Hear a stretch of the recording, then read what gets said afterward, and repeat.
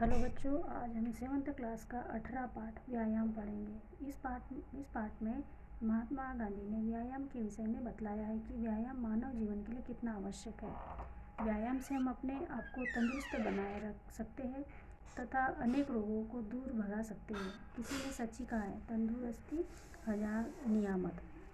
मनुष्य के लिए वायु, जल और अन्न की जितनी आवश्यकता होती है उतनी आवश्यकता उसे व्यायाम की है।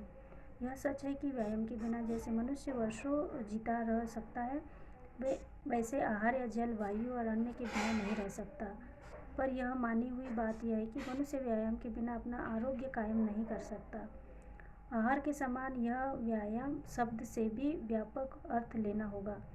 व्यायाम माने केवल गुल्ली डंडा, फुटबॉल, क्रिकेट या हवा खाने के लिए ही जाना ही नहीं है। व्यायाम का अर्थ है शारीरिक के साथ मानसिक व्यायाम भी। जिस तरह अस्थि, मांस और मन को आहार चाहिए, उसी प्रकार शरीर और मन को व्यायाम की भी जरूरत है। शरीर को व्यायाम न मिले तो मन शिथिल होता है, मूर्छा भी और एक प्रकार का रोग भी होता है। कोई भारी पहलवान कुश्ती लड़ने में चाहे जितना शक्तिमान हो, पर अगर उसका मन लड़के जैसा चंचल हो तो विषय में आरोग्य शब्द का प्रयोग करना कोई भूल नहीं है। जिसके निरोग शरीर में निरोग मन हो, आरोग्य उसी को प्राप्त होना चाहिए। उसे मिट्टी की पहचान होनी चाहिए, मौसम का ज्ञान होना चाहिए, तरकीब के साथ साथ जीवन जीना पड़ना आना चाहिए। खेतिहरों के जीवन क्रम में यह बात मामूली सी होती है कि मनुष्य को 8 घंटे शारीरिक श्रम करना चाहिए और श्रम भी इस खूबी के साथ होना चाहिए कि इसके साथ साथ मानसिक शक्ति को भी व्यायाम मिले। आजकल व्यापारियों को मानसिक व्यायाम बहुत करना पड़ता है, परंतु यह निरा एकहारा व्यायाम है। खेतिहरों के समान एक खगोल, भूगोल, इतिहास नहीं जानते। उनसे बाजार दर वगैरह पूछ लीजिए, वे यह भी जानते हैं कैसे ग्राहक के माथे माल मढ़ना होता है, पर इससे मन की शक्ति का पूर्ण विकास नहीं होता। शरीर का कुछ भाग हिलना डुलना यह कोई मेहनत का काम नहीं है। व्यायाम से मनुष्य का मन उन्नत नहीं होता। क्रिकेट और फुटबॉल खेलने वालों में कितने ऐसे लोग हैं जिनमें ऊंचे दर्जे की मन स्थिति हो। हिंदुस्तान में जो खिलाड़ी आज है, उनके मनोबल की क्या कैफियत है।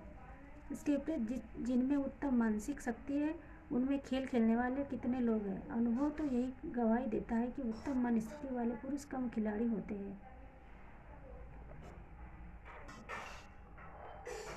जो मनुष्य खेतिहर नहीं है, वे क्या करें। क्रिकेट आदि से होने वाले व्यायाम तो ठीक नहीं है, तब कोई ऐसा व्यायाम ढूंढ निकालना चाहिए जिससे खेतिहर को मिलने वाले व्यायाम का काम हो जाए। व्यापारी और लोग अपने मकान के आसपास वाटिका लगा सकते हैं, दो चार खोदने का काम कर सकते हैं। फेरी करने वालों को अपने काम में व्यायाम मिल जाता है। जिन खेतों में काम करने का मौका न मिले तो जिन्हें यह काम करना पसंद ना हो, उनके लिए 2 बातें लिखना जरूरी है कि खेतों में काम करने के बाद मेहनत का काम चलना है। व्यायाम को सब व्यायामों का राजा कहा जाता है और वह बहुत सही है। हमारे यहाँ के साधु और फकीर बहुत तंदुरुस्त होते हैं।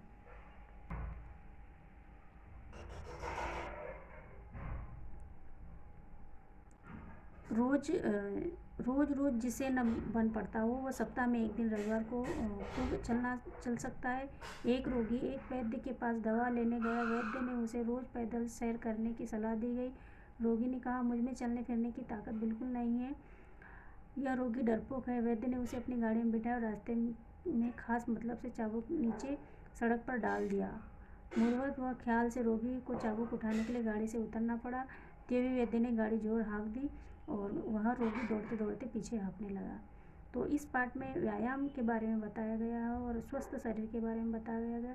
किसानों का उदाहरण दिया गया है कि भाई मनुष्य के लिए व्यायाम की कितनी आवश्यकता होती है और क्यों जरूरी है।